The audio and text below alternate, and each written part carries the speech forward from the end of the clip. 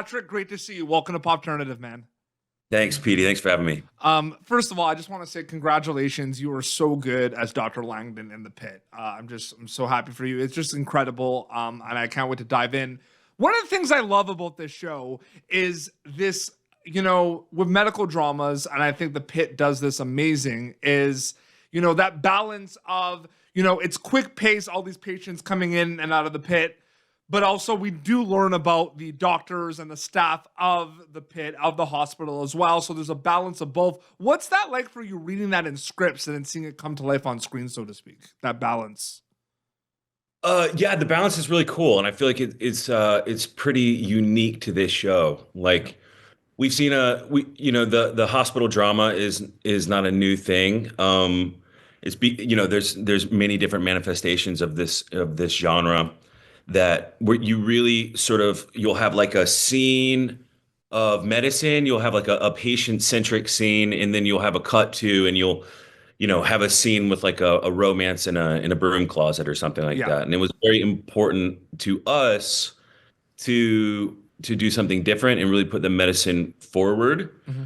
And so it's been really cool for me because all these backstories of the doctors and the character and the nurses and the characters that you follow throughout the season are full, but we never stop to learn about these people really. It's all kind of suitcased inside of the medicine.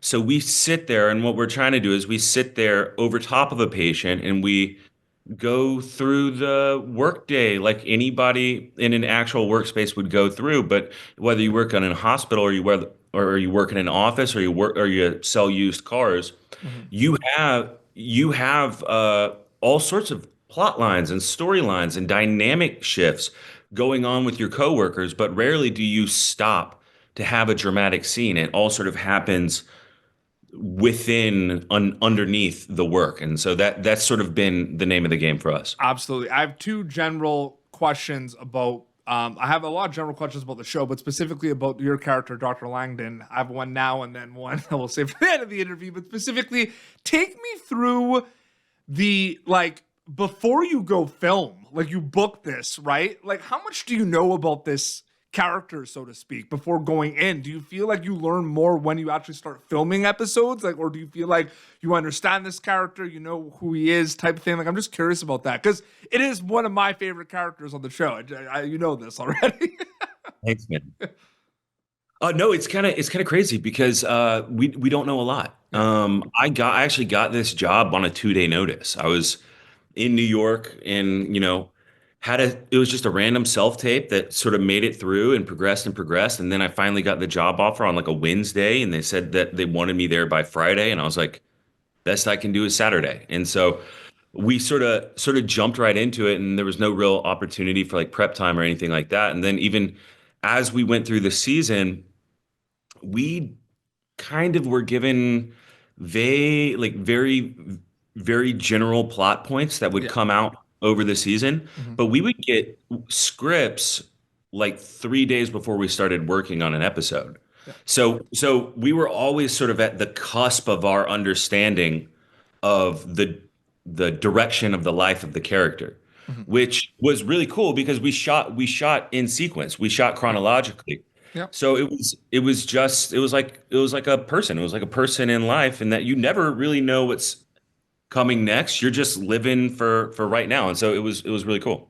From an acting perspective, I'm wondering what you think about this, because more some characters more than others, but it's an incredible ensemble cast, and we see so many people that work at this hospital, mm-hmm. a lot of the patients that come in. I'm wondering from your perspective, because you can answer this in general about acting, but specifically with the Pit, is playing these characters, figuring things out, doing soul-searching, self-reflection, because you said at the beginning of the interview, it's these patients that come in and out, but then we find out about the personal lives, but a lot of the people that work there, right? And there's certain things that happen.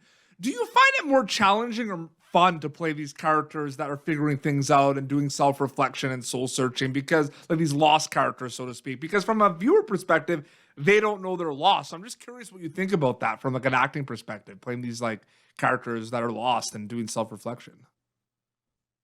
Characters that are lost and doing self-reflection. I think Dr. Langdon. I think Robby. Yeah.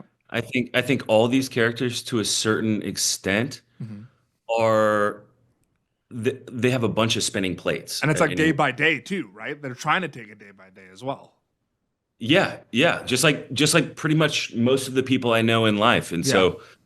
so it's yeah, it's really fun to figure things out in real time and become, extended past your capability, Yeah. become stumped, Mhm. become overwhelmed. Yeah.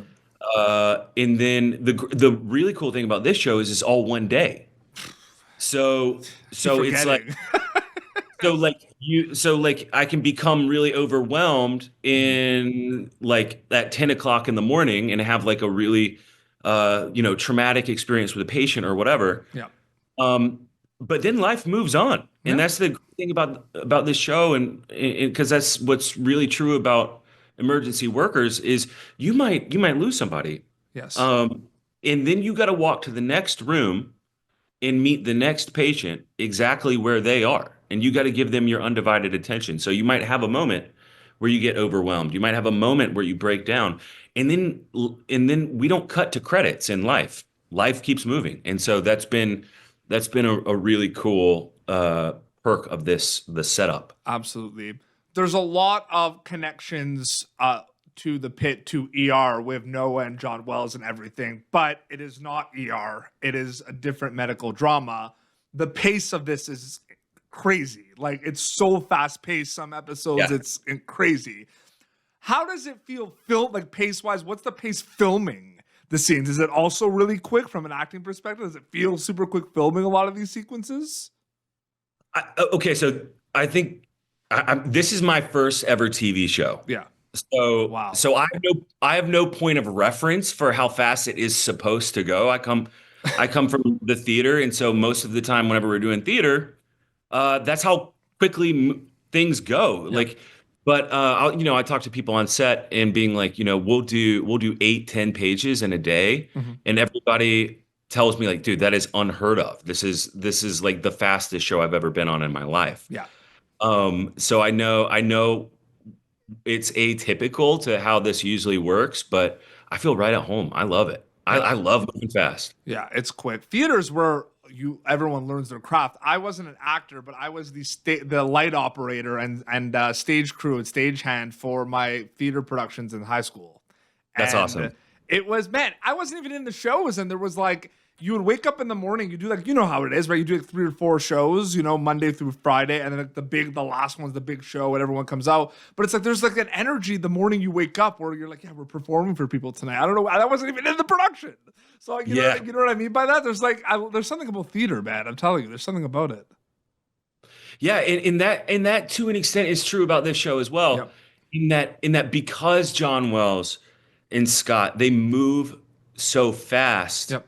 It's like and we're doing it chronologically. It's like this moment happens right now. It's not going to Yep. happen again. And we're not going to pause and we're not going to do 10 takes. We're going to do 3 takes. And so lock in and live it because Yep. it's going to happen right now and then it's gone, which Yep. is which is the awesome thing about theater. It's like you got to wake up to this moment because it's happening right now and there's no do-overs. Absolutely. No, for sure. Last question before we wrap up. First 3 episodes kind of dropped on Max, and then week to week we're getting more episodes of The Pit. By the time this interview is out, episode 10 will have been out, and people so we could talk about it. There was a big storyline in regards to potential, substance abuse during this shift involving Dr. Langdon, and there were sprinkles about it. I'm not going to go into big plot details about it, but they're going to know what we're talking about. There is this big kind of reveal in episode 10 that Dr. Langdon indeed did take drugs, and we explained certain things, and he is removed from the pit. Take me through, because that is such a big storyline, and that's such a huge episode. Take me through the preparation, the conversations with Noah, the conversation with everyone with that storyline specifically. Uh, yeah, it's a big one. It's definitely been a big one for me, and it's been a joy, and it feels like a very very big responsibility for me to carry this story because on set. we have real life doctors. We have a medical director in Joe Sachs, and but we also have a number of med techs who are actors and also nurses and doctors that are actually practicing in hospitals. And every time I come on set, these med techs will come up to me and say, just so you know, this is a real problem. This really happens all the time in hospitals where you have emergency workers for whatever reason, that fall into the trap of self-medicating through drugs that are made very, very available to them. Accessible during the shift. Absolutely. Yeah. Yeah. Accessible during the shift. And this is a real thing that happens. And so, so it was important to tell that story as responsibly as I can and as truthfully as I can. Like we've seen a lot of depictions of addiction in film and TV and whatnot. And, and I wanted to tell this story as close to life as I could, where most addicts don't come out and tell you that they're addicts. They're generally not the person you never know what the person across from you is going through. And it might not be the person you suspect that might be struggling. And so it was really, again, going back to the same day thing. It was really cool for me to track these moments of breakdown, or moments of high stress, or moments of high need, and then put those away and move on, and have that cyclical nature of addiction be really part of the story we're telling. Absolutely. No, like, powerful stuff. And like, people are going to see, like, especially the last kind of like I said, there's sprinkles, right? Where they're suspecting that maybe it's you, maybe it's not you. But then like the last 3 episodes, like I'd say episode 7 to, 10 really kind of like are part of that storyline. And I just want to say, like, it's, you do such an amazing job in this show. Everyone does an amazing job, but I want to say congratulations on everything. And I know this is your first kind of big role, and it's well deserved, man. You do such a great job, and episodes are rolling out on Max, so people can check it out. And again, by the time this is out, episode 10 will be out, and we're gonna have 5 more, so it's a 15-hour shift. So, which is really good. Patrick, so great chatting with you, man. Thanks so much for your time. Thanks, Petey. Yeah. It's your Instagram account is just your name, right? If people want to keep up to date with everything. Patrick Ball _ Awesome. Well, this has been Popturnative, youtube.com/Popturnative. Previous episodes. Until next time, this is Patrick Ball and Petey Beats signing off. Thank you for tuning in to Popturnative. Make sure to check out our past episodes of Popturnative on YouTube. This has been an Autograph Communications production.